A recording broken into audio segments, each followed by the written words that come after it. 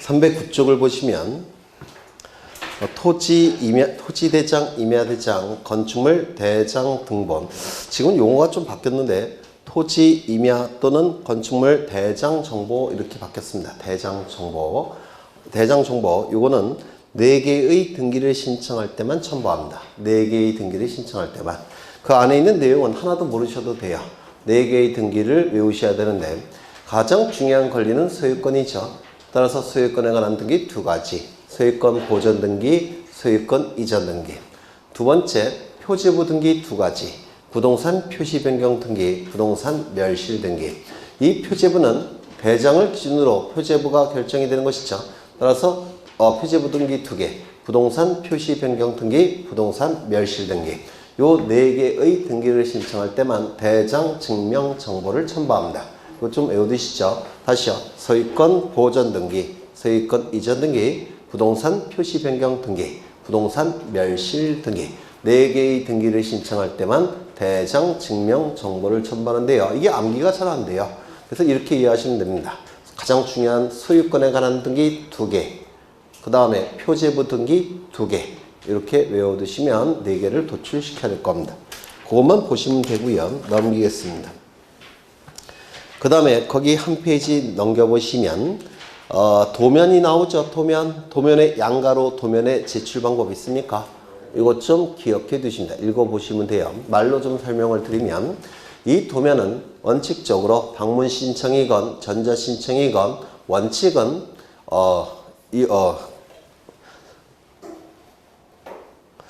다시요. 도면은 방문 신청이건 전자 신청이건 원칙이 전자 증명서로 작성을 해서 등기소에 송신해야 됩니다. 즉 컴퓨터 파일 형태로 만들어서 등기소에 보내야 돼요. 원칙이 방문 신청이건 전자 신청이건. 그 이유는 현재 등기부는 다 전산 등기부로 바뀌었죠. 그것과 매치를 시키기 위해서 전자 신청이건 방문 신청이건 원칙은 전자 증명서로 만들어서 등기소에 송신해야 됩니다. 보내야 된다는 거예요. 인터넷을 통해서. 다만 예외가 있는데 예외적인 경우에는 서면으로 작성해서 등기소에 제출하는 경우도 있습니다. 그러면 서면으로 작성해서 예외적으로 등기소에 제출하는 경우는 어느 경우냐면 자연인이나 또는 비법인 사단체단이 자연인이나 비법인 사단체단이 등기를 직접 신청한다든지 아니면 비자격자 대리인을 통해서 등기를 대리 신청하는 경우 이때는 서면으로 작성해서 등기소에 제출이 가능합니다. 그렇다면 왜 자연인이나 자연인이나 비사단체단이 등기를 신청할 때는 서면으로 작성하느냐? 자연인은 보통 이 전자문서로 작성하기 위해서는 뭐가 있어야 됩니까? 컴퓨터 파일로 전환시키는 장치가 있어야 되겠죠? 그 뭐라고 그러죠? 스캐너. 스캐너가 반드시 있어야지만 전자문서로 전환을 시킬 수가 있는데 보통 일반적인 자연인은 스캐너가 없는 집이 많아요. 저도 스캐너가 없습니다. 그 다음에 비법인 사단재단의 경우에도 영세하기 때문에 스캐너가 없는 단체들입니다. 따라서 스캐너가 없는 단체나 또는 자연인은 전자문서로 작성하고 싶어도 작성을 못합니다. 이거 이해가 되셔요? 따라서 자연인이나 비법인 사단재단은 서면으로 작성해서 등기소에 제출할 수밖에 없다는 겁니다. 맞아요. 그런데 만약에 자연인이나 비법인도 자격자 대리인, 즉 변호사나 법무사를 통해서 대리 신청할 때는 이때는 전자문서로 작성이 가능해요. 변호사 자격을 가진 자, 법무사 자격을 가진 자는 사무실에 스캐너 있겠죠. 따라서 스캐너가 있을 테니까 자격자 대리인을 통해서 대리 신청할 때는 전자문서로 보낼 수가 있어요. 하지만 자격자 대리인이 아닌 자, 일반인들 이런 사람들은 스캐너가 없을 수가 있기 때문에 자연이나 비법인 사단재단이 직접 신청한다든지 비자격자를 대리해서 비자격자 대리인이 대리 신청할 때는 서면으로 작성할 수밖에 없다는 겁니다. 이거 이해가 되실까요? 그래서 조금 어렵게 출제가 되면 이것도 나올 수가 있으니까 체크해서 읽어보시고요. 그 다음에 거래 가액 등의 등기는 워낙 여러 번 했으니까 이번에는 좀 생략하겠습니다. 쭉 넘어가겠습니다. 그 다음에 312쪽을 보시면 등기 신청의 접수 및 심사가 나와 있는데 오른쪽에 접수장에 기재가 있습니까? 있죠. 거기 기억을 보시면 등기 신청은 대법원 규칙으로 정하는 등기 신청 정보가 전산 정보 처리 조직에 저장된 때 접수된 것으로 본다. 여러 번 강조드렸는데 저장 시점이 접수 시점이고 접수 시점이 등기의 효력 발생 시점이고 등기의 효력 발생 시점에 물권 변동의 효력이 발생한다고 했는데 기억나셔요? 저장 시점, 접수 시점, 등기의 효력 발생 시점, 물권 변동 시점. 이건 등기법 민법에서 출제 영수이니까 기억해 두셔야 됩니다. 그 다음에 디귿을 보시면 같은 토지 위에 여러 개의 구분 건물에 대한 등기를 동시에 신청하는 경우에는 그 건물의 소재 지번에 관한 정보가 전산 정보 처리 조직에 저장된 때 등기 신청이 접수된 것으로 본다. 집합 건물 등기부죠. 이거 좀 기억해 두십니다. 이것도 출제된 적은 없어요. 하지만 출제될 가능성이 아주 높기 때문에 이거 출제되면 여러분만 득점을 하실 겁니다. 이거 좀 읽고 기억해 두셔야 되고요. 그 다음에 거기 미음을 보십니다. 미음. 나머지는 모르셔도 돼요. 미음을 보시면 같은 부동산에 관하여 동시에 여러 개의 신청이 있는 경우에는 동시에 신청이 됐으니까 접수번호가 같아야 되겠죠. 맞아요. 동일한 접수번호를 부여해야 됩니다. 이것도 좀 체크해서 읽어두십니다. 그 다음에 넘어가겠습니다. 314쪽에 형식적 심사주의라고 나와 있죠. 등기관은 실질적 심사권이 있습니까? 없습니까? 없다고 했죠.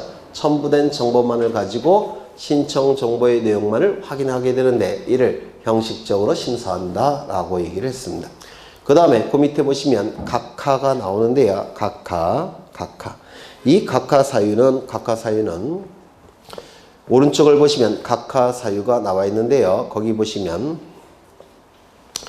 등기 신청에 다음과 같은 흠결이 있는 경우, 흠은 하자가 있다는 뜻이고요. 결은 빠졌다는 뜻이에요.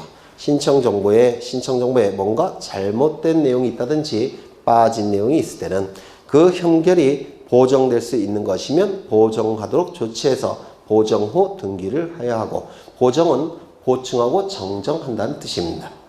빠진 내용이 있다면 보충하고 하자가 있는 내용이 있다면 정정한다는 겁니다. 이를 보정한다라고 얘기를 합니다. 그 다음에 거기 만일 등기 신청서의 흠결에 보정할 수 없는 것이면 어떻게 보정할 수 없다는 얘기는 보충도 못하고 정정도 못한다는 뜻이죠. 보정 기간 내에 보정을 하지 않으면 당연히 각하할 수밖에 없겠죠.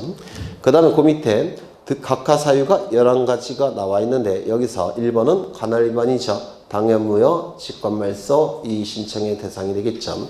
2호는 뭐죠? 등기 신청 사건이 등기할 것이 아닌 경우. 맞아요. 그래서 이거는 거의 매해 출제가 되는 겁니다. 매해. 거기에 몇 가지가 나왔습니까? 11가지가 나와 있죠. 이거 외울 수는 없어요. 민법 지식을 가지고 하나씩 이해를 하셔야 됩니다. 먼저 1번을 보시면 등기 능력이 없는 물건 권리에 대해서 등기를 신청했다면 등기관은 등기를 해줄까요? 거부할까요? 거부하겠죠. 예를 들어서 자동차에 대해서 등기를 신청했다면 등기관은 등기해줄까요? 거부할까요? 거부하겠죠. 각하 결정이 나올 겁니다. 사건이 등기할 것이 아닌 경우에 해당돼서 각하 결정이 나올 겁니다. 유치권에 대해서 등기를 신청한다면 등기를 해줄까요? 유치권 등기해줄까요? 거부할까요?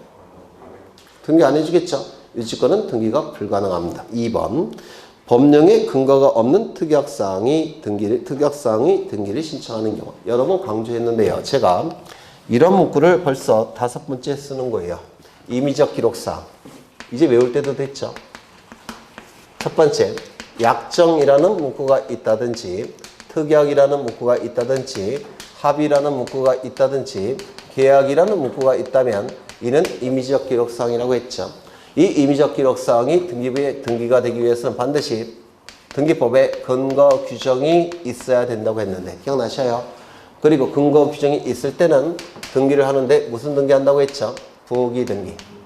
동일성을 표현해야 되니까 부기 등기를 한다라고 했습니다. 기억나셔요? 두 번째, 기간의 의미가 있는 건 전부 다 임의적 기록사항이라고 했죠. 시기, 종기, 존속기간, 변제기 있던 건 전부 다 임의적 기록사항이라고 했습니다. 세 번째, 돈의 의미가 있는 것도 원칙적으로 임의적 기록사항이죠. 보증금, 위약금, 지료, 이자 전부 다 임의적 기록사항입니다. 다만 돈의 의미가 있지만 필요적 기록사항 몇 가지를 외워달라고 했는데 기억나셔요? 네. 첫 번째, 전세권 등기에 있어서 전세금.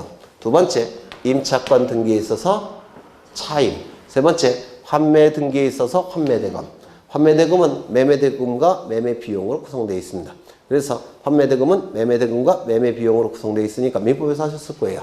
그래서 환매 등기에 있어서 매매대금, 매매비용. 이건 필요적 기록사항으로 암기를 부탁을 드렸습니다. 그렇다면 법령에 근거가 없는 특약사항은 등기할 수 있을까요? 없을까요? 네?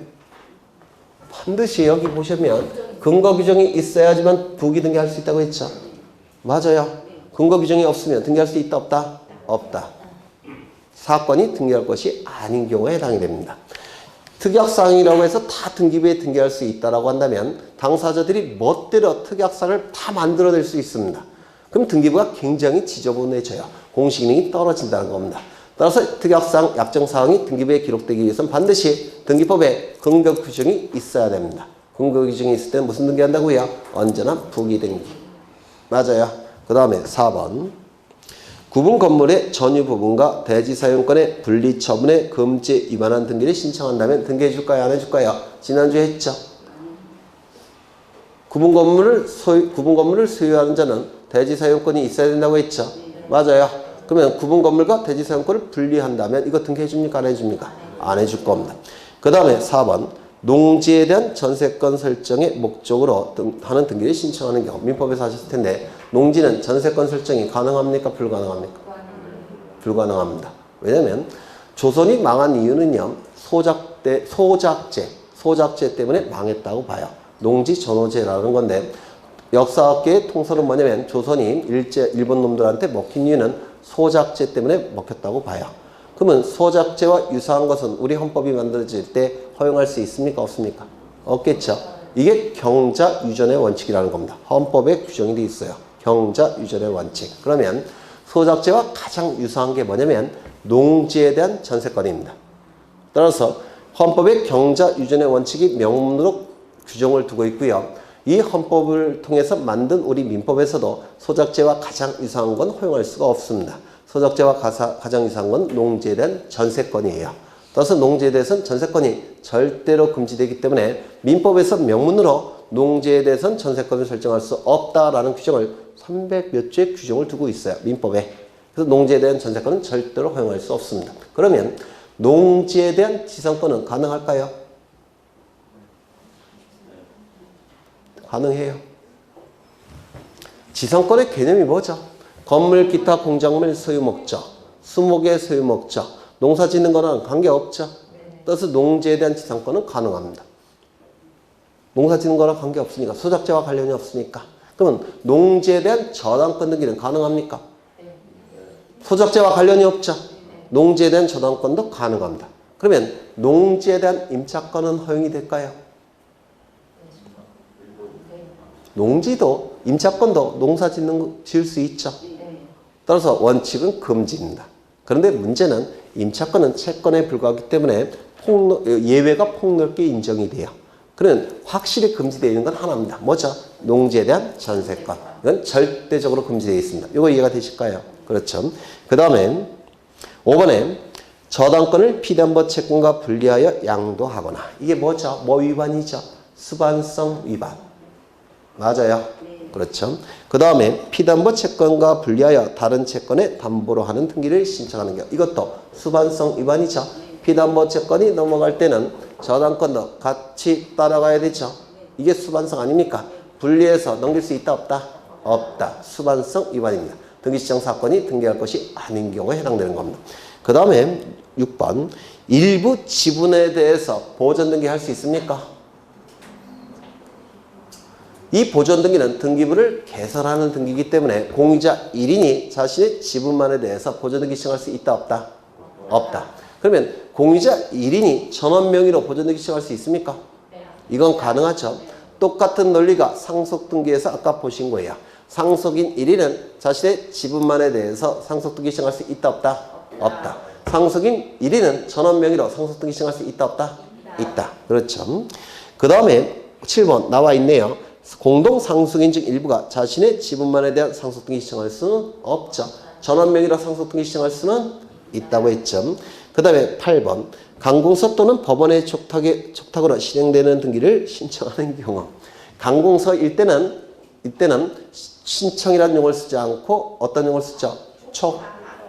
맞아요. 그래서 그 신청이라는 용어가 있으니까 틀린 겁니다. 신청은 일반 국민이 등기를 요구할 때는 신청. 국가기관이 요구할 때는 촉탁. 맞아요. 그렇죠. 그 다음에 9번. 근데 이 8번은 조금 좀 그렇긴 한데 나중에 촉탁 등기를 할 때 그때 설명을 드리겠습니다. 강공서 등기를 촉탁함이 원칙인데 공동신청도 가능해요. 가능하기 때문에 이런 예외는 있습니다. 그 다음에 이미 보전 등기된 부동산에 대하여 다시 보전 등기를 신청하게 되면 1부동산 1등기 기록의 원칙에 위반돼 있죠. 따라서 등기를 안 해준다. 사건이 등기할 것이 아닌 경우에 해당돼요. 그 다음에 그 밖에 신청 취지 자체에 법률상 허용될 수 없음이 명백한 등기를 신청하는 경우. 그런 경우 있을까요? 있습니다. 한 페이지 넘겨보시면 나와 있죠. 네, 여기에 해당되는 판례 이론들입니다. 판례 이론들. 앞에 거는 등기법에 규정이 되어 있는 것이고요. 요거는 판례들이에요. 이것도 외워봤자 의미 없습니다. 민법 지식을 가지고 한 줄씩 한 줄씩 이해를 하셔야 되는데 문제는 한 번 들어서 기억이 안 나죠. 근데 걱정 안 하셔도 돼요. 계속 반복할 겁니다. 계속. 양심이 있으면 기억나실 거예요. 네. 그러면 다시 보시죠. 넘겨보시면 등기 능력이 없는 물건은 등기할 수 있을까요? 교량. 구분 건물, 교량은 뭐가 없죠? 외기분단성이 없죠? 등기할 수 있습니까? 등기 능력이 없습니다. 구분 건물의 공용 부분이라고 되어 있는데 이것도 약간 오해의 여지가 있는데 구조상 공용 부분은 등기할 수 없죠. 복도, 계단, 엘리베이터는 표제부도 없고 갑구도 없고 을구도 없죠. 등기할 수 있습니까? 없습니다. 그런데 규약상 공용 부분은 등기할 수 있습니까? 있죠. 표제부 등기는 가능하죠. 이거 이해가 되셔요? 그래서 이건 오타인데 거기 써 놓으셔야 돼요. 구조상 공용 부분. 구조상이라는 문구를 쓰셔야 됩니다. 규약상 공용 부분은 등기할 수 있다 없다? 있다. 이해가 되셔요? 네. 그 다음에 등기할 권리가 아닌 것은 점유권 등기할 수 있습니까? 있어요. 아니 점유권의 개념이 뭐죠? 사실상 지배하고 있으면 점유권이 인정되는 거 아닙니까? 등기와는 전혀 무관합니다. 유치권, 법정 담보 물건이라고 하는데 법정 담보 물건의 의미는 뭐냐면 법이 정한 요건을 구비하면 담보 물건으로 인정하겠다는 겁니다. 이게 법정 담보 물건이에요. 법이 정한 요건 안에는 등기가 없어요. 따라서 유치권은 법정 담보 물건이라서 등기가 불가능합니다. 맞아요. 주의 토지 통행권은 등기할 수 있습니까? 주의 토지 통행권 왜 안 돼요? 맞습니다. 상린권에 불과해요. 상린권은 사용 권능의 일부입니다. 독립된 물건이 아니에요. 주의토지 통행권은 지역권의 일종이 아니라 상린권의 일종이고 상린권은 사용수익 권능의 일부에 불과하기 때문에 독립된 물건이 아닙니다. 등기가 불가능해요. 그러면 분묘기지권은 등기할 수 있습니까? 분묘기지권은 지상권 유사의 물건이라고 부르는데요. 지상권이 아닙니다. 분묘기지권도. 지상권이 아니기 때문에 지상권으로 등기할 수는 없어요. 이 분묘기지권은 공시 방법이 등기가 아니라 뭐죠? 봉분. 이렇게 톡 튀어나온 거. 그게 공시 방법이에요. 따라서 분묘기지권도 등기가 허용되지 않을 겁니다. 이런 건 다 민법에서 하시는 것들이에요. 그 다음에 또 뭐가 있나? 등기할 권리 변동이 아닌 것. 가등기에 기한 본등기 금지 가처분 등기. 이건 가처분을 좀 공부를 하셔야지만 이해가 되시는데요.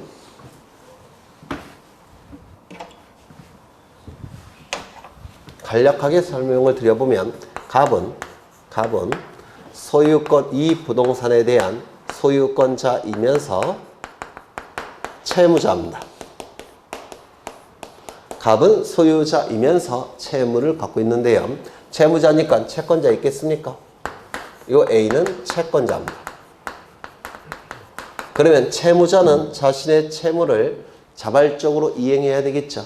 누구에게? 채권자에게. 맞아요.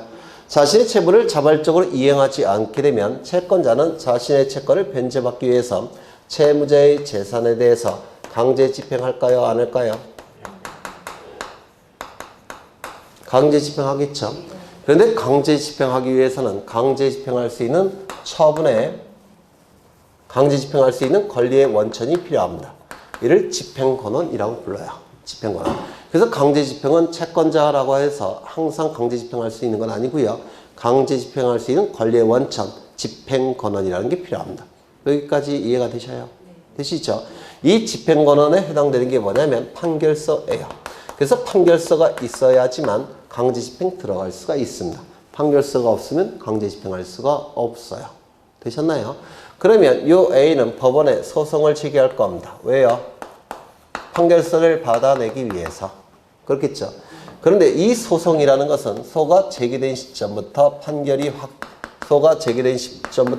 판결이 확정되기까지는 시간이 많이 걸립니다. 짧으면 6개월, 길면 15년까지도 걸릴 수가 있습니다. 그럴 수 있겠죠? 그런데 만약에 소가 제기됐는데 판결이 확정이 되기까지는 시간이 걸리는데 이때 갑이 이 소유권을 다른 자에게 처분을 한다면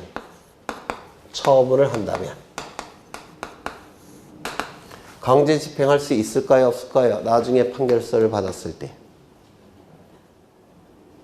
중간에 갑이 소유권을 다른 자에게 처분을 한다면 판결이 확정되는 시점에는 소유자가 누굽니까? 채무자 소유가 아니라 제3자 소유가 돼버리죠. 맞아요. 그래서 요때는 을소유가 돼버립니다. 그러면 이 을소유가 되니까 강제 집행 들어올 수 있습니까? 없습니까? 없겠죠. 그러면 소송을 제기할 때 처분을 못하도록 해야 될 겁니다. 맞아요. 처분을 못하도록 하기 위해서, 즉 갑이 이 부동산을 을에게 처분을 못하도록 하기 위해서, 즉 이 부동산을 계속 갑이 가지고 있도록 하기 위해서 뭐를 하냐면 처분금지 가처분을 신청하는 겁니다. 이건 나중에 상세하게 할 거예요. 법원에 이 채무자가 그 재산을 다른 자에게 처분하는 것을 금지시키는 임시에 법원에 처분을 해달라고 신청하는 겁니다. 처분금지 가처분이라는 걸 신청해요. 그러면 법원에서는 처분금지 가처분을 결정하겠죠. 그러면 이 부동산에 대해서 처분금지 가처분 등기가 실행이 됩니다. 맞아요. 그렇죠. 그러면 처분한다는 얘기는 이 갑이 소유권이 있다가 처분을 통해서 소유권이 없어지는 것이죠. 이게 처분의 개념이에요. 소유권이 있다가 소유권이 없어지면 이 채무자 요 부동산으로부터 강제 집행할 수가 없게 돼버리죠. 그래서 있다가 없어지는 것을 방지하기 위해서 하는 게 처분금지 가처분이라는 겁니다. 여기까지 이해가 되셔요? 그렇죠. 그러면 이 갑이 소유권에 대한 가등기 권리도 재산적 권리이기 때문에 채권자가 이거를 다른 자에게 처분을 못하도록 할 수가 있어요. 그러면 소유권 이전에 가등기를 이전시키는 것은, 소유권 이전에 가등기가 있다가 없어지는 것은 처분에 들어가죠. 그럼 이거 못하도록 해야 되겠죠. 그러면 소유권 이전에 가등기의 이전 등기는 A가 못하도록 할 필요가 있습니다. 여기까지 되셔요? 이것도 재산적 권리니까 다른 자에게 못 넘기도록 할 수가 있습니다. 가처분을 통해서. 여기까지 되셨나요? 그런데 이 갑이 소유권 이전에 가등기를 가지고 있는데 이 가등기에 의해서 갑이 본등기를 한다면, 갑이 가등기에 의해서 본등기를 한다면 이거는 처분일까요? 아닐까요? 아니죠. 가등기 권리를 가지고 있다가 본등기를 하게 되면 더 큰 권리를 취득하는 것이죠. 이건 처분이 아니라 취득입니다. 그러면 이 취득의 경우에는 채권자 입장에서는 유리할까요? 불리할까요? 유리하죠. 맞아요. 그러면 이런 것들은 처분 자체가 아니니까 가등기에 의해서 본등기를 하는 것은 처분이 아니라 뭐가 되는 겁니까? 취득.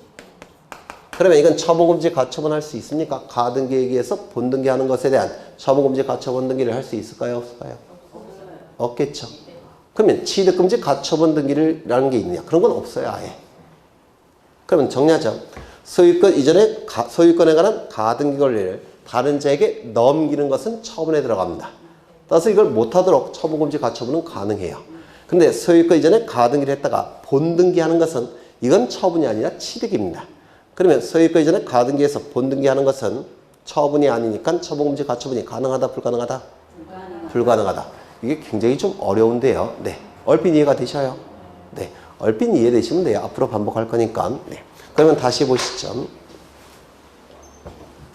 가등기에서 본등기하는 것은 처분이 아니니까 취득입니다. 취득.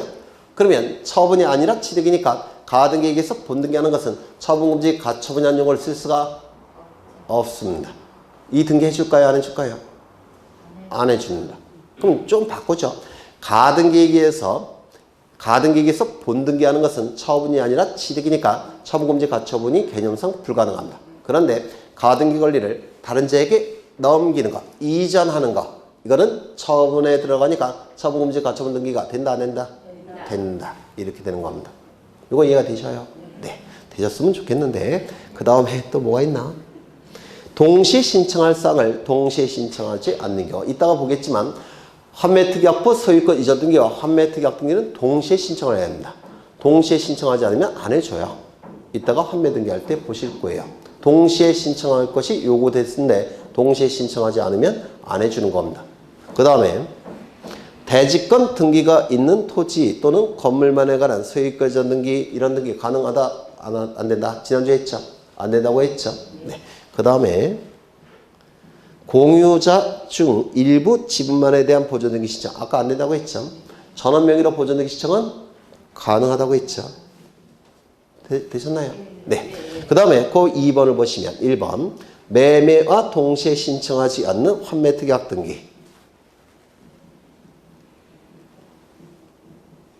이것도 좀 오해의 여지가 있는데 금방 말씀드린 대로 환매특약부 매매로 인한 소유권 이전 등기와 환매특약 등기는 동시에 신청하는 겁니다. 그러니까 매매와 환매특약부 등기, 매매와 환매특약 등기를 동시에 신청하는 게 아니라 이따가 보실 건데 매매 계약을 체결하면서 환매특약을 합니다. 옛날에 설명드린 것 같은데 이 매매 계약과 환매특약은 반드시 동시에 체결이 돼야 돼요. 우리 민법에 의해서 매매와 환매특약은 동시에 계약을 체결해야 됩니다.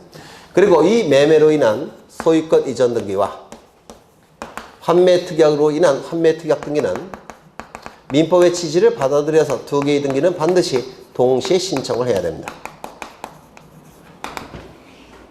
매매로 인한 소유권 이전 등기와 환매특약으로 인한 환매 등기는 반드시 동시에 신청을 해야 돼요. 근데 동시에 신청을 하지 않으면 등기해 줄까요? 안 해줄까요? 안 해주겠죠. 그래서 이것도 약간의 오해의 여지가 있는데 매매와 동시에 신청하지 않는 환매특약 등기가 아니라 매매로 인한 소유권 이전 등기와 환매특약 등기는 동시에 신청을 해야 됩니다. 동시에 신청하지 않으면 사건이 등기할 것이 아닌 경우에 해당돼서 각하가 될 겁니다. 이거 이해가 되셔요? 네. 환매특약 할 때 다시 보실 거고요. 그 다음에 5년의 기간을 넘는 공유물 불분할 특약. 이거 민법에서 하셨죠? 공유물 분할금지 특약은 절대로 5년을 넘길 수가 없습니다. 왜냐하면 공유자의 소유권을 너무나도 과대하게 제한하기 때문에 그래요. 따라서 불분할 특약은 절대로 5년을 넘길 수가 없습니다. 환매 기간도 5년을 넘길 수 없죠? 민법에서. 네. 그 다음에 또 뭐가 있나? 3번 상속인 중 일부 상속인만의 상속 등기 된다 안 된다? 안 된다. 전원 명의로 상속 등기 된다 안 된다? 된다. 그 다음에 한 필지 토지 특정 일부에 대한 소유권 이전 등기, 저당권 설정 등기 또는 가압류 가처분 등기는 됩니까 안 됩니까? 안 되죠. 그런데 부동산 일부에 대한 지상권, 지역권, 전세권, 임차권 등기는 되죠. 맞아요. 그렇죠. 그 다음에 이중의 지상권 등기는 가능합니까? 양립이 불가능하죠? 안 될 테고요. 그 다음에 이거 아까 보셨죠? 농지에 대해서는 절대로 전세권 등기는 안 된다고 했죠? 다만 지상권 등기 또는 저당권 등기, 임차권 등기는 가능하다고 했고요. 그 다음에 또 뭐가 있나? 공유 지분에 대해서 용익권 등기는 가능합니까? 공유 지분 지분에 대해서는 용의권 설정이 개념상 안 된다고 했는데 기억나셔요? 네. 그 다음에 지상권의 최단기 존속기간의 규정에 위반된 지상권 설정 등기. 이거 민법에서 하셨죠? 최단기간 30년, 15년 뭐 이런 거. 그렇죠. 그 다음에 합의 지분을 목적으로 한 이전 등기. 합의 지분에 대한 가압류 가처분 등기. 이거 될까요? 안 될까요? 안 될까요? 지난주에 했던 거, 지난주에 한 거 같은데. 공유 지분은 등기부에 기록된다고 했죠? 맞아요. 그럼 공유 지분은 등기부에 기록되니까 공유 지분에 대한 가압류 가처분 등기는 될까요? 안 될까요? 다시요. 가압류 가처분의 대상이 되기 위해서는 두 가지 요건을 충족해야지만 가압류 가처분의 대상이 될 수가 있습니다. 첫 번째, 재산적 권리에 의해야 돼요. 채무자가 가진 재산적 권리에 의해야지만 채권자의 가압류 가처분 등기가 가능합니다. 두 번째는 등기부에 기록되어 있어야 됩니다. 등기부에 기록되지 않은 것은 가압류 가처분 등기가 불가능합니다. 그러면 공유 지분은 등기부에 기록되어 있습니까?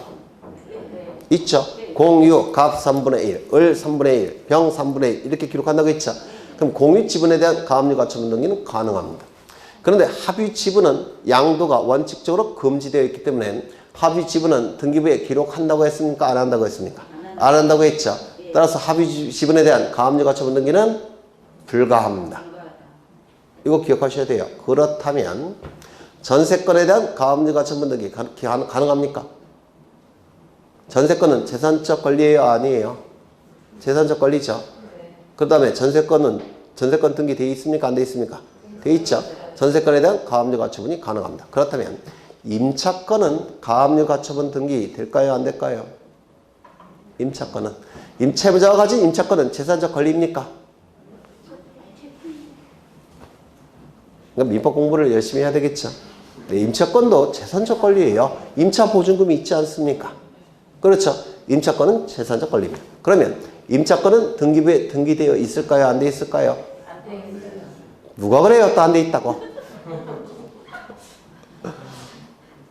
되어 있을 때도 있고 안 돼 있을 때도 있죠.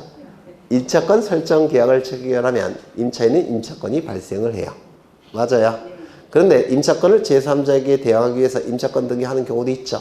그래서 임차권은 채권이니까 등기 안 할 수도 있고 그 다음에 대항력을 발생시키기 위해서 등기할 수도 있죠. 그럼 등기된 임차권, 등기되지 않은 임차권 두 가지가 있는 겁니다. 그러면 등기된 임차권은 가압류 가처분 할 수 있을까요? 있겠죠.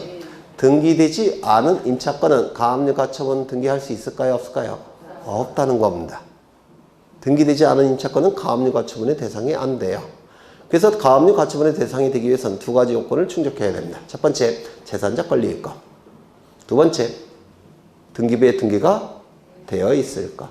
요거 꼭 기억하셔야 돼요. 요즘 최근에 자주 출제되는 이론들이에요. 그렇죠? 그래서 여기 나와 있는 것은 이제 한 문제 정도가 출제가 됩니다. 한 문제 정도가 아직은 이해가 다 안 되실 거예요. 근데 이제 문제풀이, 앞으로 이론 과정을 통해서 또 계속 반복이 될 겁니다. 이걸 이해하시려면 문법 지식이 많이 있어야 돼요. 그 다음에 쭉 넘어가십니다. 다 했던 것들이니까 넘어가겠습니다.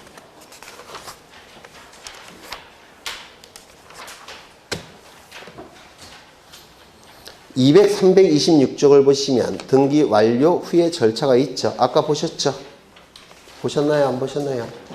보셨죠? 326쪽. 그렇죠. 그 다음에 쭉 넘어가셔서 329쪽을 보시면 거기 오른쪽 여기 위에 2번에 대장소관청에 소유권 변경 사실의 통지 있습니까? 그러면 소유자를 기록하는 장부는 두 가지가 있는데 대장과 등기부 두 가지가 있죠. 그러면 부동산 표시사항은 기준이 뭐라고 그랬죠? 대장, 지적공모. 소유자가 일치하지 아니할 때는 소유자는 기준이 뭐라고 했죠? 등기부. 그러면 등기부에서 소유자가 바뀌었다면, 소유자와 관련된 내용이 바뀌었다면 대장에서도 소유자 부분 고쳐줘야 되겠죠. 따라서 소유자에 관한 어떠한 등기가 이루어지면 이때 등기소는 대장소관청에게 통지해 줍니다. 니네도 고치라고. 이거 기억나셔요? 나셔요? 그렇죠. 그러면 거기 1번부터 4번까지 공통된 단어가 있는데 뭘까요? 소유권, 소유권, 소유권, 소유권. 맞아요. 그때는 대장의 소유자도 고쳐야 되니까 통지해 줘야 됩니다. 이거 이해가 되셔요? 그런데 그 밑에 참고가 나와 있는데요. 소유자에 대한 가등기, 소유자에 대한 압류, 가압류, 가처분, 경매, 신청 등기 이런 것들은 대장에 기록될까요? 안 될까요? 안 됩니다. 대장에 기록되는 내용이 아니니까 통지할 이유가 있을까요? 없을까요? 없습니다. 그 다음에 가세 자료의 제공 나와 있는데 거기 보시면 가등기를 포함한다 이렇게 돼 있죠. 가등기도 가세 자료를 세무서에 제공해야 됩니다. 왜냐하면 아까 말씀드린 바대로 소유권에 관한 가등기, 소유권에 관한 가등기는 우리 자본주의 사회에서 아주 중요한 재산적 권리라고 했죠. 따라서 소유권에 관한 가등기 취득할 때도 세금을 내야 돼요. 따라서 가세 자료를 세무서에 제공을 해야 된다는 겁니다. 이거 이해가 되셔요? 네. 넘어가겠습니다. 가등기 포함 밑줄 치시고요. 이제 어디를 보시냐면 332쪽에 소유권에 관한 등기가 나오는데 소유권 보존 등기는 2번이나 상세하게 설명을 드렸어요. 워낙 중요하긴 하지만 그래서 이번에는 좀 쉬겠습니다. 나중에 다시 설명을 드릴 거고요. 쭉 넘어가셔서 337쪽에 직권에 의한 소유권 보존 등기를 보겠습니다. 이건 시험에 나오니까 처음 설명드리는 거예요. 직권에 의한 소유권 보존 등기. 이걸 볼 겁니다. 이걸 또 해야 되는데 뭐 하죠. 그래서 이 내용을 좀 더 상세하게 할 겁니다. 이 내용을 여기에 이러한 부동산이 있고요. 소유자는 갑입니다. 갑은 소유자이면서 소유권자이면서 채무를 부담하고 있는 자입니다. 소유자이면서 채무를 부담하고 있는 자예요. 이때 이 갑이 채무자니까 채권자가 따로 있겠습니까? 을은 채권자입니다. 한번 설명을 드린 것 같기도 하고 예전에 지나가면서 그러면 이 채무자는 자신의 채무를 자발적으로 이행을 해야 됩니다. 맞습니까? 자발적으로 이행하지 않게 되면 열받은 채권자는 이 채무자 재산에 대해서 강제 집행을 통해서 자신의 채권을 만족받고자 할 겁니다. 여기까지 이해가 되셔요? 그렇죠. 그런데 강제 집행을 하기 위해선 채권이 있다고 해서 무대포로 강제 집행할 수 있는 건 아니고요. 강제 집행할 수 있는 권리의 원천이 있어야 됩니다. 이를 집행권원이라고 불러요. 그래서 집행권원이 있어야지만 채무자 재산에 대해서 강제 집행 들어갈 수가 있어요. 이 집행권원의 대표 주자가 뭐냐면 판결서입니다. 그래서 판결서가 있어야지만 채권자는 채무자 재산에 대해서 강제 집행 들어갈 수가 있습니다. 그러면 먼저 이 채권자는 판결서 만들어야 되겠죠. 따라서 법원에 소송을 제기합니다. 이를 본래의 안건인 소송이라고 해서 본안소송이라고 불러요. 본래의 안건인 소송, 본안소송이라는 걸 법원에 소를 제기해야 됩니다. 그런데 이 소송이라는 것은 소가 제기된 시점부터 판결이 확정이 되기까지는 긴 시간이 걸립니다. 짧으면 6개월이지만 길면 15년까지도 걸릴 수가 있어요. 이 소송이라는 게. 그래서 변호사들이 잘 먹고 잘 사는 겁니다. 배 아프게. 네. 그러면 중간에 채무자가 그 재산을 다른 자에게 처분을 한다면 이 시점부터 누구 소유가 돼버립니까? 을 소유. 맞아요. 그러면 판결이 확정이 됐을 때 이미 소유권이 을에게 넘어가죠. 그러면 소유권이 다른 자에게, 아니요, 병이 되겠죠. 병에게 넘어갈 겁니다. 그러면 병에게 넘어가니까, 소유권이 다른 자에게 넘어가니까 이 을이 판결서를 가지고 강제 집행 들어갈 수 있습니까? 없습니까? 없죠. 더 이상 채무자 소유 부동산이 아니라 제3자 부동산이니까 강제 집행 못 들어올 겁니다. 그러면 이 을은 소송을 제기할 때 처분을 못하도록 하게 하면서 소송을 제기해야 되겠죠. 처분을 못하도록 하게 하면서 소송을 제기해야 됩니다. 그럼 처분을 못하도록 한다는 얘기는 채무자가 그 부동산을 계속 가지고 있도록 하면서 소송을 제기해야 됩니다. 이거 이해가 되셔요? 가지고 있도록 하는 것을 보전시킨다 이런 법률 용어를 씁니다. 보전시킨다. 가지고 있도록 한다. 이 가지고 있도록 하는 소송을 보전소송이라고 불러요. 이 보전소송에는 두 가지가 있습니다. 하나는 가압류 신청.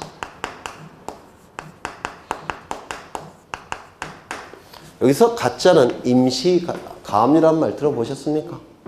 가짜는 임시 가짜고요. 이 압은 압력할 때 그 압자입니다. 찍어 누르는 거. 그리고 류는 머물 유자예요. 그래서 채무자에게 압력을 가해서 채무자가 다른 사람에게 넘기지 못하게 이렇게 보유하도록 하는 거. 압력을 가해서 보유하도록 하는 신청. 이를 가압류 신청이라고 하는데요. 여기 임시 가짜를 쓴 이유는 법원의 판결이 나왔다면 이건 임시 가짜를 안 써요. 그냥 압류 이렇게 얘기를 할 겁니다. 근데 법원의 확정 판결이 나오기 전에 압류하는 거라서 임시 가짜를 쓰는 겁니다. 가압류 신청이라는 보전소송이 있고요. 또 하나는 처분금지 가처분 신청이라는 게 있습니다.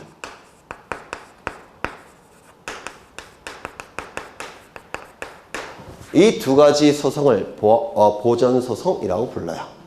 그러면 가압류 신청과 처분금지 가처분 신청은 어떠한 차이가 있느냐면 요 가압류 신청은 채권자가 가진 요 채권이 금전 채권일 때 채권자는 가압류를 신청하는 겁니다. 금전 채권일 때. 그러면 가압류를 신청한 다음에 나중에 판결서를 받아서 강제 집행 들어가겠죠. 강제 집행하는 방법은 강제 경매 절차로 넘기는 겁니다. 그러면 강제 경매 절차. 강제 경매 절차로 넘기면 경락 대금이 나오겠죠. 그 경락 대금으로부터 금전 채권을 배당을 받는 겁니다. 요거 이해가 되셔요? 그렇죠. 그 다음에 이 처분금지 가처분 신청은 언제 하는 거냐면 채권자가 가진 채권이 금전 이외의 채권일 때. 이때는 처분금지 가처분을 신청하는 겁니다. 처분금지 가처분을 신청해 놓고 나중에 판결서를 받으면 강제 집행할 텐데 이때 강제 집행하는 방법은 경매 절차로 넘기는 게 아니고요. 뺏어가는 겁니다. 강제로 등기해서. 금전 이외의 채권이니까 돈과 관련된 채권이 아니죠. 그럼 강제 경매 절차로 넘기는 건 의미가 있습니까? 없습니까? 없어요. 그래서 이 강제 집행하는 방법은 등기를 강제로 뺏어가는 겁니다. 그게 강제 집행의 방법이에요. 차이점 느끼십니까? 느끼시겠죠? 이걸 뭐라고 부르냐면 보전소송이라고 불러요. 그러면 본안소송을 제기할 때 보전소송을 같이 제기하는 겁니다. 그래서 법을 잘 모르는 변호사들이 있죠. 법을 잘 모르는 변호사들은 이것만 신청을 해요. 본안소송만. 법을 잘 모르는 변호사들은. 그러면 소송을 제기하고 여기 채권자는 안심하고 있는데 채무자가 후딱 넘겨버립니다. 그러면 변호사는 최선을 다했습니다. 판사가 좀 멍청해서 그래요. 이렇게 의뢰인에게 변명하는 경우가 있는데 이게 바로 이거를 같이 하는 게 능력 있는 변호사예요. 그래서 본안소송을 제기하면서 보전소송을 같이 신청하는 겁니다. 이거 이해가 되셔요? 그러면 이거는 심리가 진행이 되니까 이게 시간이 많이 걸립니다. 짧게는 6개월, 길게는 15년. 그런데 이 보전소송은 다른 자에게 처분하기 전에 후딱 처리해야 되죠. 긴급성을 요하니까 이 보전소송, 즉 가압류 신청이나 가처분 신청은 보통 일주일 안에 결정이 됩니다. 보통 2, 3일이면 법원이 결정을 해줘요. 되셨나요? 이 보전소송은 즉 가압류 결정, 가처분 결정은 금방 결정이 됩니다. 결정을 했으면 이 법원에서는 등기소에 촉탁을 합니다. 가압류 등기 촉탁, 가처분 등기를 촉탁합니다. 이때는. 그래서 이 가압류 등기나 가처분 등기는 법원의 촉탁에 의한 등기입니다. 명령에 의한 등기도 아니고 채권자가 신청하는 등기도 아니고 법원의 촉탁에 의한 등기예요. 여기까지 꼭 기억하셔야 돼요. 그러면 촉탁이 이루어졌으면 이제 이 부동산에 대해서 가압류 등기. 이때는 무슨 등기가 이루어질까요? 가처분 등기가 실행이 될 겁니다. 여기까지 이해가 되실까요? 그러면 가압류 등기, 가처분 등기가 실행이 됐을 때 이때 처분하는 것이 금지될까요? 처분이 허용될까요? 네? 여기서 을이 승소 판결을 받는다는 보장이 있습니까? 채권자가 승소 판결을 받는다는 보장은 없어요. 그럼 얘가 패소 판결을 받을 수도 있죠. 그러면 처분하는 것을 금지시킨 상태에서 얘가 패소 판결을 받아버리면 요 갑의 처분 권능을 너무 많이 잘못되게 제한된 것이죠.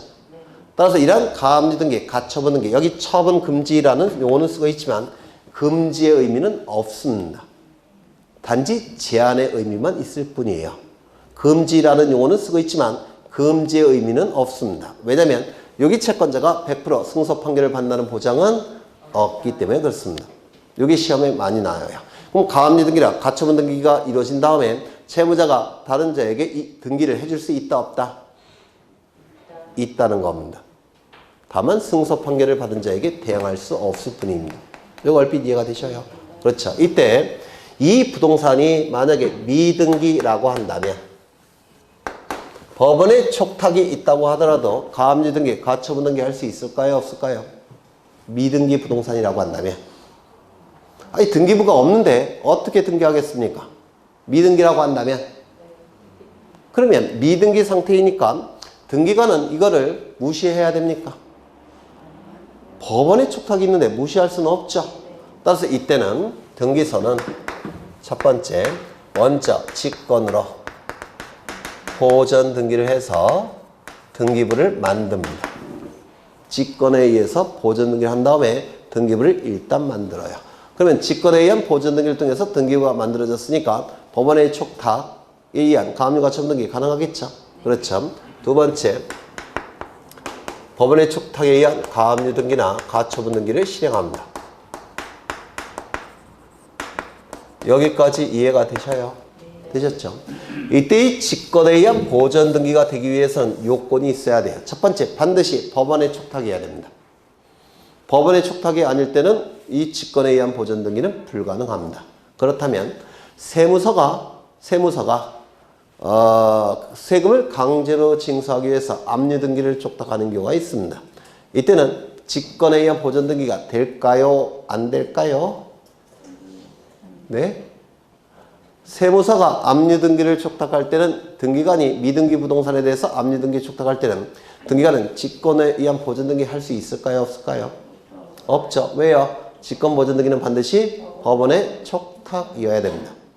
되셨을까요? 두 번째 요건은 소유권에 관한 가압류 가처분 등기에 촉탁이 있을 때만 직권 보전 등기가 가능합니다. 그러면 전세권이나 임차권에 대한 가압류 가처분 등기에 촉탁이 있을 때는 직권 보전 등기는 허용되지 않습니다. 소유권에 관한 처분 제한 등기에 촉탁이 있을 때만 직권 보전 등기가 가능합니다. 여기까지 되셨나요? 그렇죠. 그런데 등기관이 직권으로 보전 등기를 하는데요. 건축법상 아직 사용 승인을 받지 못한 경우도 있습니다. 이 건물에 대해서 건축법상 사용 승인을 받지 못한 상태일 수도 있어요. 그렇다면 사용 승인을 받지 못했다는 것을 공시를 해야 됩니다. 맞아요. 따라서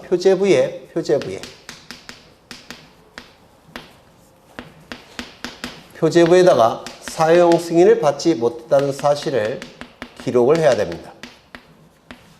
직권에 의한 보전 등기를 할 때 건축법상 사용 승인을 받지 못했다는 사실을 표제부에 기록을 해야 된다는 겁니다. 이건 외우셔야 돼요. 그러면 나중에 건축법상 사용 승인을 받았다면 이 표제부에 기록된 이 사용 승인을 받지 못했다는 사실은 없애야 되겠죠. 맞아요. 따라서 이때는 소유권의 등기 명의인이 1월 이내에 말소를 신청하게 됩니다. 나중에. 여기까지 되셨을까요? 네. 그럼 일단 여기까지 보시면 거기 직권에 의한 소유권 보전 등기 보시는데요. 1번 미등기 부동산의 처분 제한 등기와 직권 보전 등기를 보시는데요. 1번에 보시면 등기관이 미등기 부동산에 대하여 법원의 촉탁에 따라서 소유권의 처분 제한 등기를 할 때는 직권으로 보존 등기를 한다. 맞습니까? 네. 맞아요. 네. 그렇죠. 이거 좀 기억해 두십니다. 직권에 의한 보존 등기는 두 가지 요건을 충족해야 돼요. 첫 번째, 법원의 촉탁일 것. 따라서 강공서 촉탁의 경우에는 세무서의 촉탁의 경우에는 직권 보존 등기 한다 안 한다? 안 한다. 두 번째는 소유권에 관한 처분 제한 등기의 촉탁일 것. 그러면 소유권에 관한 처분 제한 등기의 촉탁이 아니라 임차권에 관한 처분 제한 등기의 촉탁이 있을 때는 직권 보존 등기 한다 안 한다? 안 한다. 그렇죠. 2번에 등기관이 건물에 대한 직권에 의한 소유권 보존 등기를 할 경우에는 그 건물이 건축법상 사용 승인을 받아야 할 건물임에도 사용 승인을 받지 아니했다면 그 사실을 어디에 기록한다고요? 표제부에. 사용 승인은 건축물 자체와 관련된 거니까 건축물 자체를 기록하는 표제부에 기록하는 겁니다. 이거 이해가 되셔요? 네. 그렇죠. 3번 등기된 건물에 대하여 직권으로 보존 등기된 건물에 대하여 건축법상 사용 승인이 나중에 이루어졌다면 건물의 소유권의 등기 명의는 1월 이내에 사용 승인을 받지 못했다는 사실의 등기를 어떻게 해야 된다고요? 말소 신청해야 되는데요. 표제부 등기는 몇 월 이내에 신청하는 걸까요? 1월 이내에. 지난주에 했습니다. 표제부 등기는 1월 이내에 신청하는 겁니다. 1월 이내에 신청하지 아니할 때 과태료는 부과한다 안 한다? 안 한다. 그렇죠. 그 다음에 4번 직권 보존 등기는 법원의 촉탁에 의한 경우만 대상이 되므로 법원이 아닌 기관이 촉탁에 의해서는 보존 등기를 직권에 의한 보존 등기 할 수 있다 없다? 없다. 되셨을까요? 그 다음에 그 밑에 2번을 보겠습니다. 이거 다음 주에 할 거예요. 처분 제한의 등기 좀 어려워요.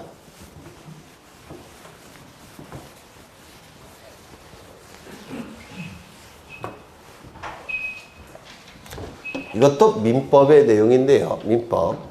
여기에 주택이나 상가 건물이 있습니다. 주택이나 상가 건물이 있는데요. 갑이 을과 임대차 계약을 체결합니다. 그런데 임대차 계약을 체결하면 이제 을에게는 뭐가 발생합니까? 이건 물건이 아니라 임대차 계약을 체결하면 채권인 임차권이 발생하겠죠. 맞아요. 임차권이 발생할 겁니다. 그런데 이 임차권에 대항력을 부여하기 위해서는 임차권 등기를 하면 되겠죠. 그런데 보통 집주인이 임차권 등기 안 해주죠. 그러면 대항력을 발생시키는 또 다른 방법은 뭐죠? 주택이라고 한다면 점유와 주민등록을 갖추게 되면 그 이길은 다음날이란 뜻이죠. 네, 이것도 좀 일본식 용어인데 그 다음날 이길 0시부터 뭐가 발생합니까? 대항력이 발생합니다. 여기까지 되셨을까요? 되셨죠? 네. 그런데 이 임대차 계약에서 정한 존속기간이 종료가 됐습니다. 존속기간이 종료가 됐다면 임차보증금은 어떻게 돼야 될까요? 네? 반환이 돼야 되겠죠. 맞아요.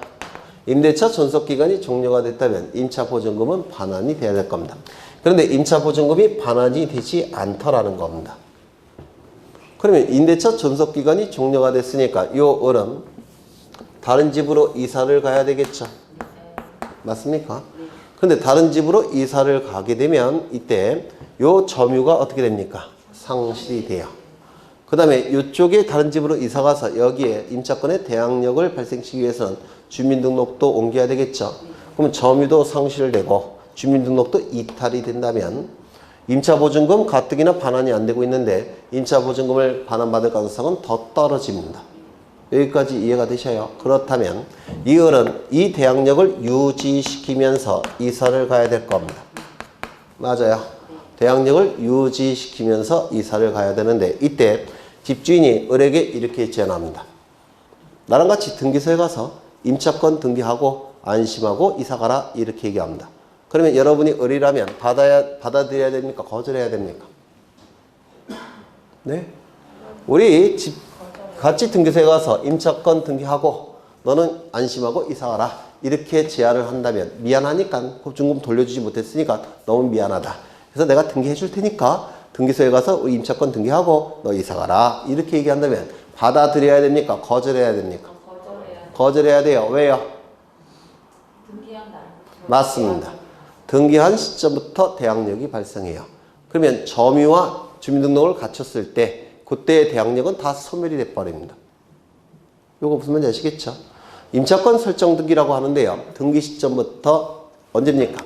임차권 설정 등기 신청 정보가 저장된 시점, 접수 시점, 그때 대항력이 발생합니다.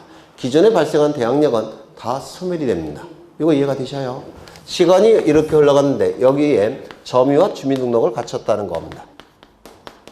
그리고 요 시점은 집주인이랑 같이 임차권 설정 등기를 한 시점이에요. 그러면 이때의 대항력은 이때부터 발생합니다. 여기에 발생한 대항력은 다 소멸이 돼버립니다. 그래서 거절해야 됩니다. 그러면 이때 여기서부터 발생한 대항력을 유지시켜야 되겠죠. 그 유지시키는 방법이 이 을이 등기소에 가서 법원에 가서 임차권 등기명령을 신청하는 겁니다. 임차권 등기명령을 신청하게 되면 법원에서는 임차권 등기명령을 결정합니다. 임차권 등기명령을 결정하면 법원에서는 등기소에다가 임차권 등기명령을 촉탁합니다. 임차권 등기명령에 의한 임차권 등기를 촉탁하게 됩니다. 그러면 임차권 등기명령에 의한 임차권 등기가 을의 이름으로 실행이 돼요. 법원의 촉탁에 의해서. 그러면 이때부터 발생한 대항력이 쭉 유지가 되는 겁니다. 이거 이해가 되셔요? 그래서 안심하고 이사를 갈 수가 있습니다. 여기까지 되셨나요? 그런데 문제는 이게 주택인데 미등기라는 겁니다. 미등기 주택이라고 한다면 임차권 등기명령에 의한 임차권 등기가 촉탁이 된다고 하더라도 등기부가 없으니까 등기할 수가 없어요. 등기관이. 맞아요. 그럼 등기관은 어떻게 할까요? 먼저 직권으로 보전 등기를 해서 등기부를 만든 다음에 그 다음에 법원의 촉탁에 의한 임차권 등기를 실행하면 됩니다. 이때도 뭐가 나온다고요? 직권 보전 등기. 이거 이해가 되셔요? 여기서 조심하셔야 될 것은 임차권 등기명령이라는 용어가 있는데 명령이라는 용어가 있지만 명령에 의한 등기가 아니라 촉탁에 의한 등기입니다.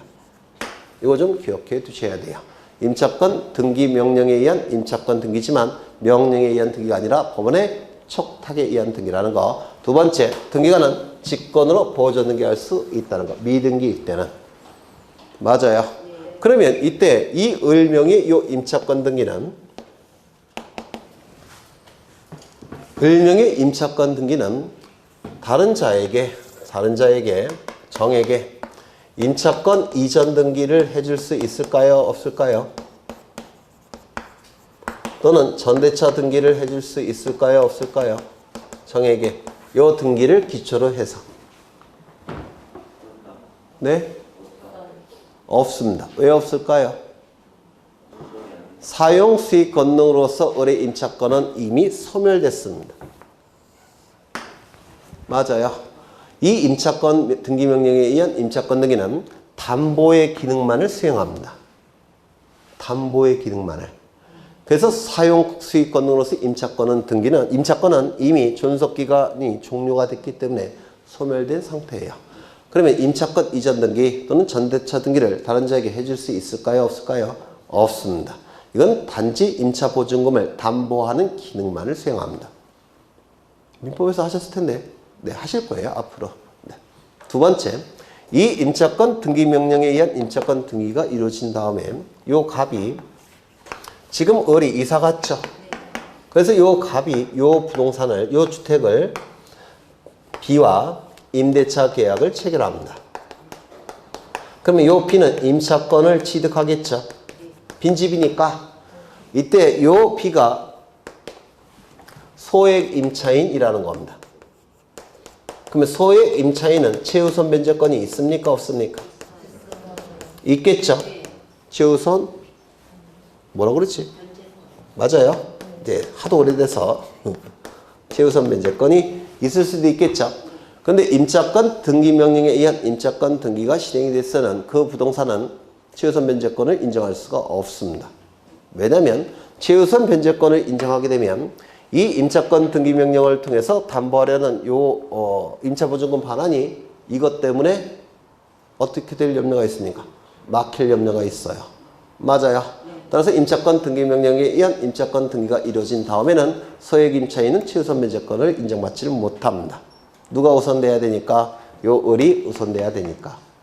그래서 이런 것들이 이제 민법과 등기법에서 출제가 되는데요. 우리 등기법에서는 이거요. 직권보전 등기. 그 다음에 이거 임차권 등기명령에 의한 임차권 등기가 된 다음에는 임차권 자체는 소멸되었으니까 이전 등기나 전대차 등기를 할 수가 없다는 거. 요 정도. 하나 더. 이 등기는 촉탁에 의한 등기라는 거. 요 정도가 우리 등기법에서 출제가 되는 겁니다. 되셨어요? 그럼 임차권 등기명령에 의한 임차권 등기명령을 신청하기 위한 요건. 이것도 좀 기억하셔야 되는데 요건이 뭘까요? 써놨습니다. 임대차 존속기간이 종료되고 임차보증금이 반환되지 않았을 때 그때는 신청할 수 있는 겁니다. 되셨나요? 그러면 책을 좀 읽어보죠. 미등기 주택 임차인이 임차권 등기명령 신청에 따른 관할 법원의 임차권 등기명령에 의한 임차권 등기 촉탁이 있는 경우 명령이라는 용어를 쓰고 있지만 이건 촉탁 등기예요. 촉탁. 등기관은 주택 임차권 등기를 하기 위한 전제로서 직권으로 임대인 명의 보전 등기를 해야 된다. 맞습니까? 네. 넘기십니다. 그 다음에 쭉 넘어가겠습니다. 어디를 넘어가시냐면 344쪽에 343쪽에 수용으로 인한 소유권 이전 등기를 볼 거예요.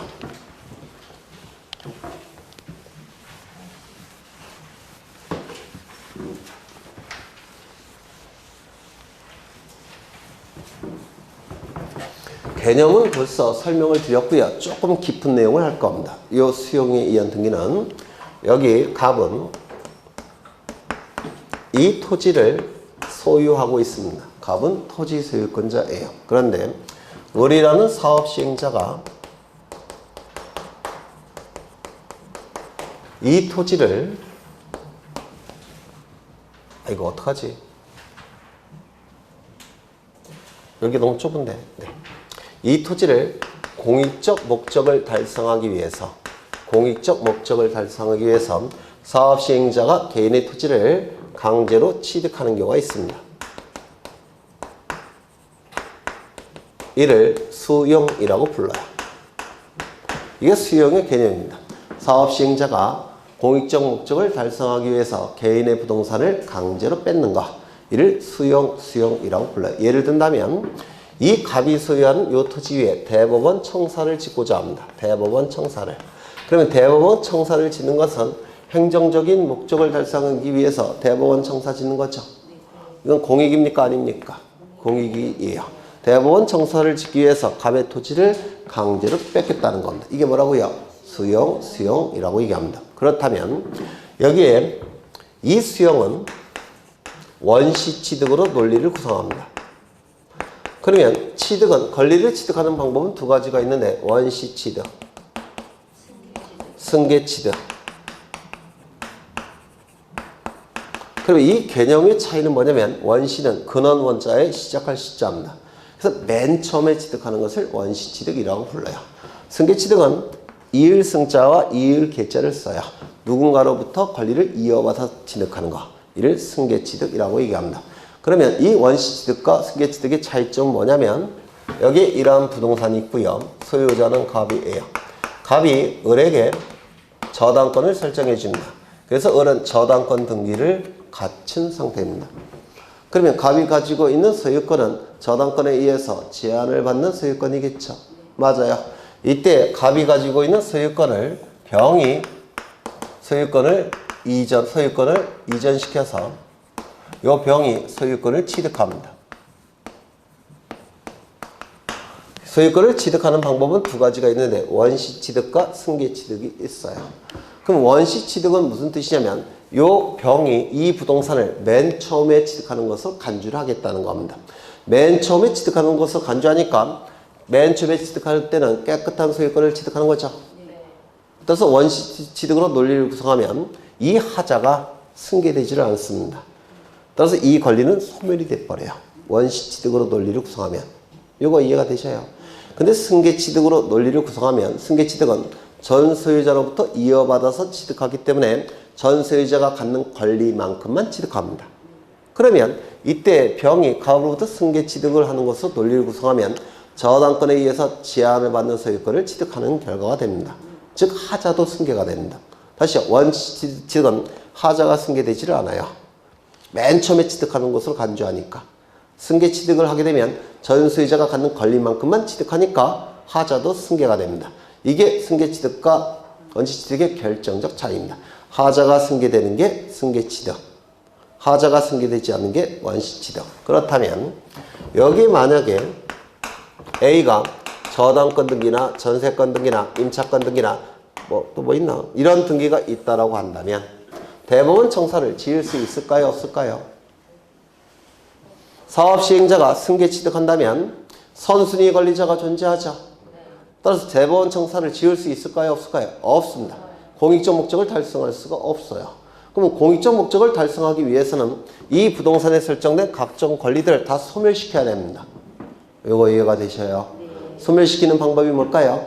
원시 취득으로 논리를 구성하는 겁니다. 원시 취득으로 논리를 구성하면 이 권리들은 다 소멸이 돼버립니다. 물론 얘네들은 따로 보상을 받을 겁니다. 돈으로. 이거 이해가 되셔요? 그래서 수용은 원시 취득으로 논리를 구성합니다. 기존의 권리는 다 소멸된 상태에서 사업 시행자가 깨끗한 권리를 취득하는 겁니다. 이거 이해가 되실까요? 되셨죠? 이때 취득하는 시점은 수용한 날, 수용 기일, 수용 개시일 똑같은 뜻입니다. 어느 용어로 출제될지 몰라요. 수용한 날, 수용 기일, 수용 개시일 똑같은 뜻입니다. 되셨을까요? 그러면 이 시점부터 이제 사업 시행자는 소유권을 취득한 겁니다. 그러면 이 사업 시행자 명의로 등기를 갖춰야 되겠죠. 따라서 사업 시행자는 등기를 신청하는데 이건 공동 신청일까요? 단독 신청일까요? 원시 취득으로 논리를 구성하니까 맨 처음에 취득하는 것이죠. 그러면 이 등기를 통해서 권리를 상실하여 불이익이 발생하는 등기 의무자가 있다는 것으로 논리 구성할까요? 없다는 것으로 논리를 구성할까요? 없다. 원시 취득으로 논리를 구성하기 때문에 단독 신청입니다. 사업 시행자 명의로 단독으로 신청하는 겁니다. 이거 이해가 되실까요? 그래서 수용으로 인한 등기 신청은 단독 신청이 되는 겁니다. 이때 단독 신청할 때 첫 번째 미등기 상태라고 한다면 사업 시행자 명의로 무슨 등기 할까요? 소유권 보전 등기를 신청하면 됩니다. 등기부가 없었으니까. 맞아요. 그런데 이미 등기부가 있는 부동산이라고 한다면 이건 안일미, 임의기, 이미 등기가 된 부동산이라고 한다면 원시 취득으로 논리를 구성해야 되니까 가표제보 갑굴구에 있는 내용을 다 말소시켜야 돼요. 원시 취득이니까. 맞아요. 말소 등기를 다 한 다음에 등기부를 폐쇄합니다. 등기부를 폐쇄하고 창고에 집어넣어야 됩니다. 등기부가 있다면. 맞아요. 그리고 새롭게 무슨 등기를 신청해야 될까요? 소유권 보전 등기를 신청해야 됩니다. 왜요? 원시 취득이니까. 맞아요. 그런데 이렇게 처리를 하면 시간이 많이 걸려요. 그리고 비용도 많이 듭니다. 이렇게 처리를 한다면. 논리는 이게 맞습니다. 기존의 등기를 다 말소한 다음에 등기부를 폐쇄하고 창고에 집어넣은 다음에 새롭게 보전 등기를 신청해서 등기부를 만들어야 됩니다. 왜? 원시 취득이니까. 이해가 되셔요? 근데 이렇게 처리하면 시간도 많이 걸리고 비용도 많이 들기 때문에 비경제적이라고 봅니다. 따라서 어떤 편법을 쓰고 있느냐면 등기부가 있을 때는 갑구에 누구 명의로 등기되어 있을까요? 갑구에 전 소유자 갑의 이름으로 소유권 이전 등기 되어 있겠죠? 맞아요. 이때 갑의 이름에서 사업 시행자 이름으로 그냥 소유권 이전 등기를 해버립니다. 이렇게 복잡하게 비경제적으로 처리하지 않고 원시 취득이지만 비용과 시간을 아끼기 위해서 전 소유자 이름에서 곧장 사업시행자 명의로 이전 등기를 합니다.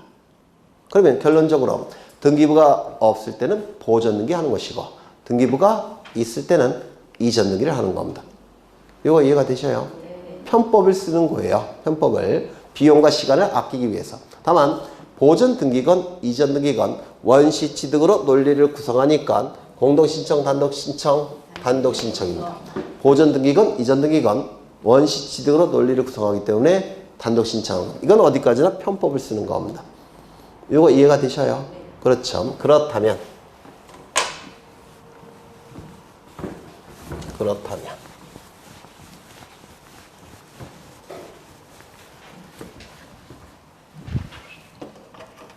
그냥 여기서 해야 되겠다. 그렇다면 요 시점은 수령 기일입니다. 즉 수령한 날, 수령 기일, 수령 개시. 그럼 요 시점부터 누가 소유자일까요? 즉 사업시행자의 소유권자죠. 요 시점에 사업시행자는 소유권 취득했으니까 맞아요. 그 다음에 요 시점은 사업시행자 명의로 소유권 이전 등기를 한 시점입니다. 등기부가 기존에 존재하기 때문에 소유권 이전 등기를 한 시점이에요. 그러면 요 시점에 을이 사업시행자 명의로 소유권 이전 등기를 했다면 그 이전에는 누구 명의로 등기 명의가 되어 있을까요? 어려우셔요. 을의 이름으로 사업시행자 명의로 등기가 된 시점은 요 시점입니다. 그럼 요 시점 이전에는 등기부에는 누가 소유자로 등기되어 있겠습니까? 갑이. 맞아요. 그러면 소유권의 등기 명의는 누굽니까? 갑이.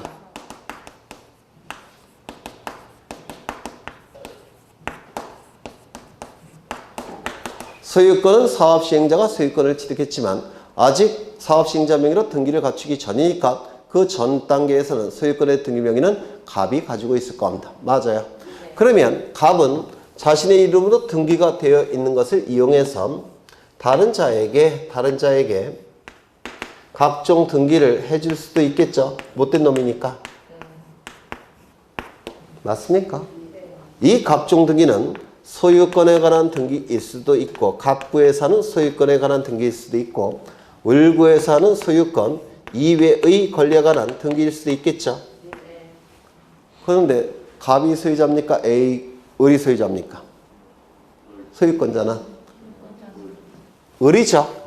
그럼 갑이 자신의 이름으로 등기가 있는 것을 이용해서 다른 자에게 등기를 해줬다면 이 등기는 무권리자의 처분 행위입니다. 맞아요. 효력을 인정할 수가 없기 때문에 등기관은 을 명의의 등기를 할 때 이 A 명의의 각종 등기는 어떻게 할까요? 요거 이해가 되셔요? 무권리자의 처분 행위로 간주해서 등기관은 이 등기를 할 때 A 명의의 등기는 다 말소시켜 버립니다. 이해가 되실까요? 왜 말소한다고요? 무권리자의 처분 행위로 간주해서 다 직권으로 말소합니다. 등기관은 요 시점에 요 과정을 잘 알고 있기 때문에 이건 잘못된 거다 알 수 있겠죠. 따라서 직권으로 말소합니다. 여기까지 되셨나요? 두 번째, 요 시점 이전에 소유권에 관한 등기가 있을 텐데 이 소유권에 관한 등기, 소유권 보전 등기건, 소유권 이전 등기건, 등기관은 이 등기를 할 때 요 소유권 이전 등기건, 소유권 보전 등기건 말소시킬까요? 안 말소시킬까요? 원시 취득으로 논리를 구성하기 때문에 직권으로 말소함이 원칙입니다. 맞아요. 그런데 이 등기를 이건 누구 명의로 되어 있는 거냐면 갑 명의로 되어 있는 건데 이거를 직권으로 말소시킨다면 이전 등기 할 수 있을까요? 없을까요? 없겠죠. 따라서 이전 등기를 해야 되니까 그 수령기일 이전에 이루어진 갑명의 등기는 말소한다 안 한다? 이걸 말소해버리면 이전 등기를 할 수가 없어요. 따라서 말소한다 안 한다? 안 합니다. 직권으로 말소하지 않습니다. 이거 이해가 되셔요? 두 번째, 소유권 이외의 권리에 관한 등기는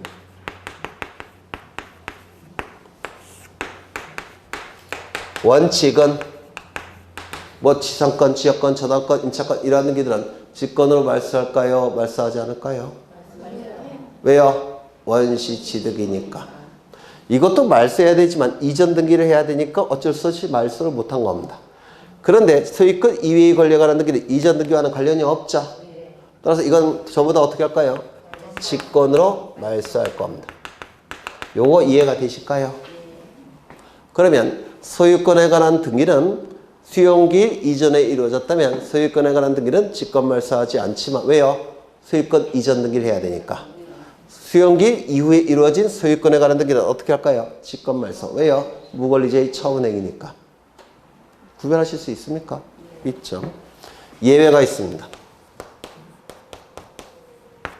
예외가 두 가지가 있는데요. 첫 번째, 수용되는 토지를 위해 존재하는 지역권 등기. 수용되는 토지를 위해 존재하는 지역권 등기는 직권으로 말소할 수가 없습니다.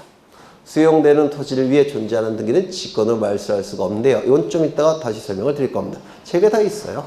두 번째, 이 수용 절차를 주관하는 국가기관은 누구냐면 토지수용위원회입니다. 토지수용위원회에서 재판과 유사한 결정으로서 재결이라고 불러요. 재판과 유사한 결정이란 뜻입니다.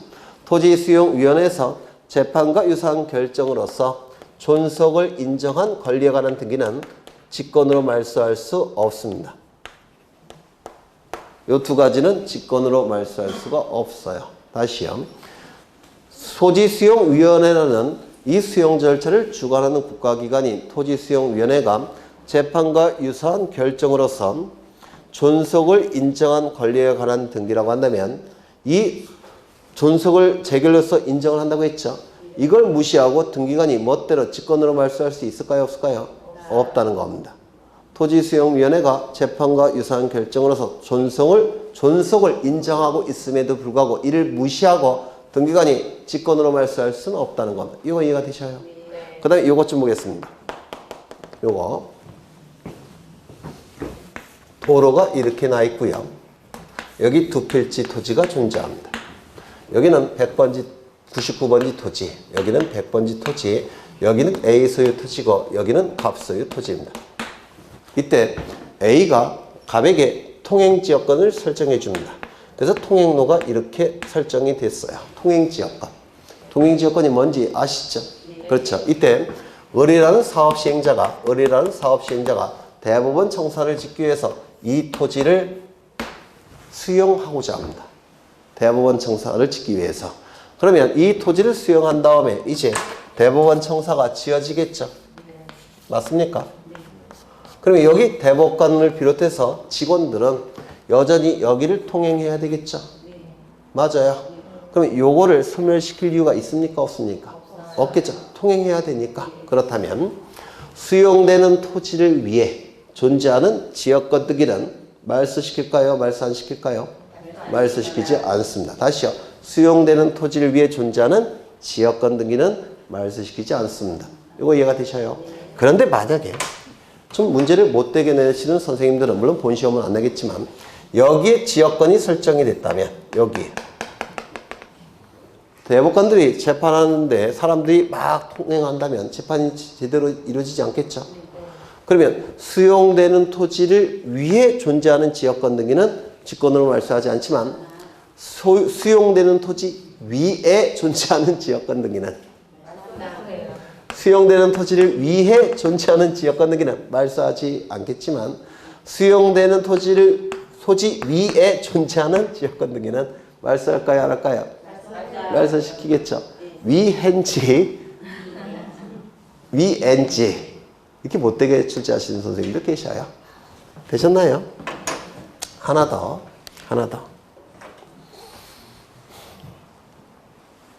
요 시점에 갑이 사망을 합니다.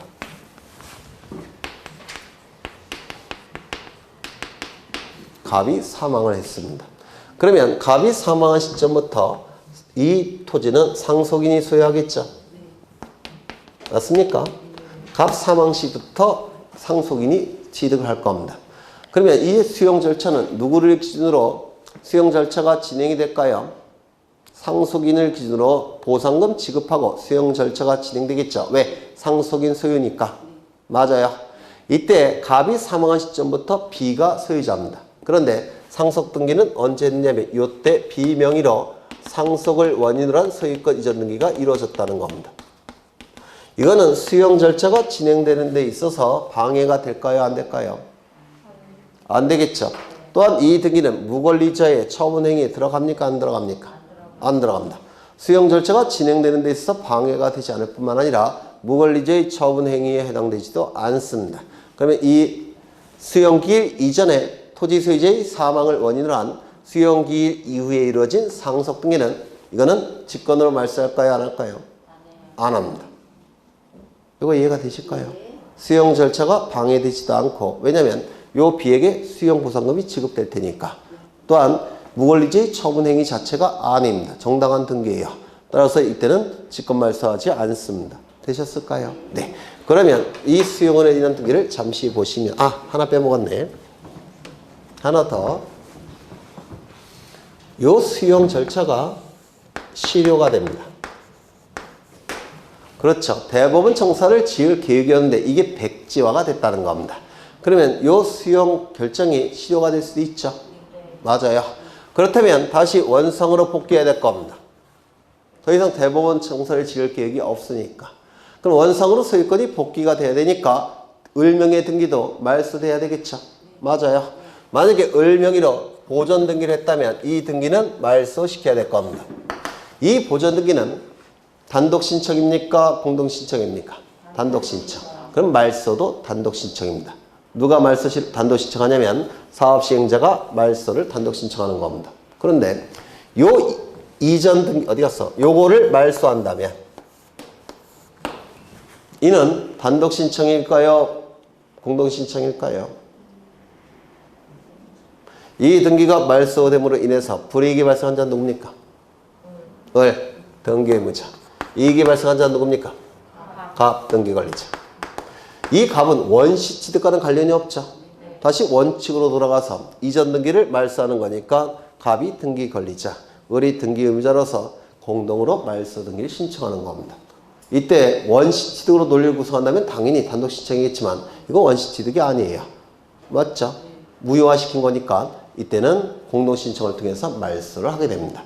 네, 여기까지 보시면 수용과 관련해서 출제될 수 있는 걸 다 본 거예요. 책을 좀 보시면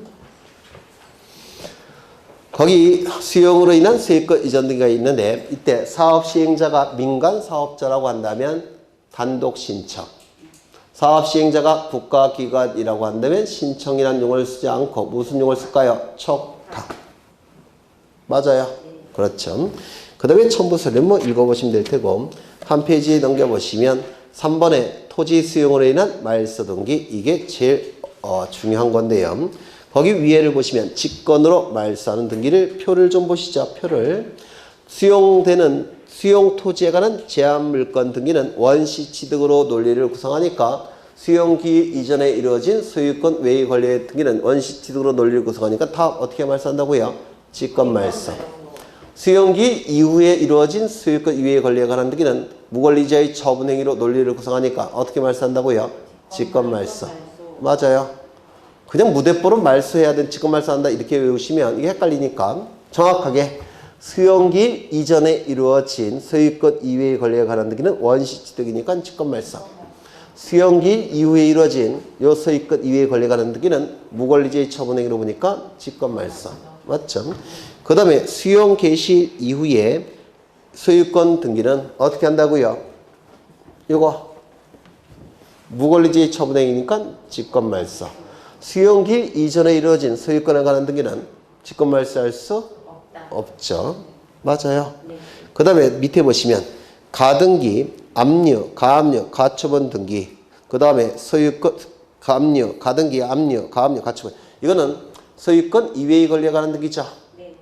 따라서 수용기 이전에 이루어졌던 건 전부 다 원시 취득이라 직권 말소.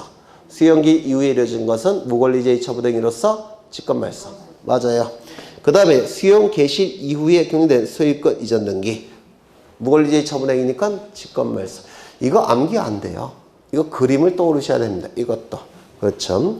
그 다음에 직권말소 할 수 없는 등기가 나와 있는데 수용 개시 이전에 경유된 소유권 보전 등기와 소유권 이전 등기는 직권말소 한다 안 한다?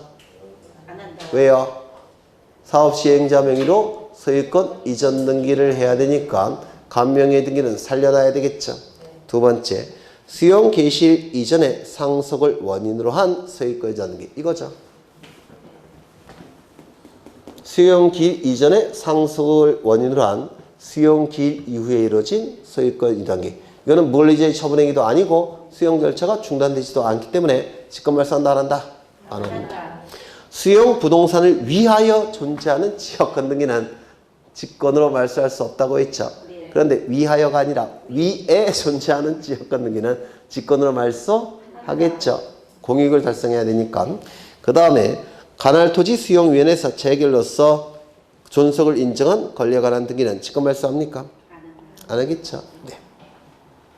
그래서 이런 거 외우는 게 아니에요. 따져보셔야 됩니다. 따져보셔야 돼요. 오른쪽을 보시면 재결 절차가 실효, 효력을 상실했다라는 뜻입니다. 그러면 실효가 됐을 때 그 밑에 줄 보시면 공동 신청을 통하여 수용에 의한 소유권 이전 등기를 말소해야 된다 이렇게 돼 있죠. 수용 절차가 실효가 됐을 때는 소유권 이전 등기는 말소돼야 되는데 단독 신청, 공동 신청, 공동 신청. 맞아요. 네. 그런데 이 보전 등기는 당연히 단독 신청이에요. 요거는 공동 신청 말소. 되셨죠? 넘기겠습니다. 진정 명예회복을 원인한 소유권 이전 등기는 좀 보셨고요. 이제 환매 특약 등기를 보시는데 이거는 다음 주에 보겠습니다. 다음 주에. 그래서 다음 주에 끝내야 되는데 아마 2시까지 아마 해야 될 거예요. 2시. 네. 그걸 유념하시고 오셔야 되고요. 그 다음에 이게 뭐 좀 못한 부분도 있겠지만 그런 것들은 다 문제풀이 할 때 또는 요약책 강의할 때 그때 다시 진행을 할 겁니다. 무슨 요약책 강의할 때는 시험에 나오는 것만 할 겁니다. 시험에 안 나온 건 아예 안 할 거예요. 그렇게 생각하시면 됩니다. 네, 양을 훨씬 줄일 수가 있으세요. 고생하셨고 다음 주에 뵙겠습니다. 수고하셨습니다.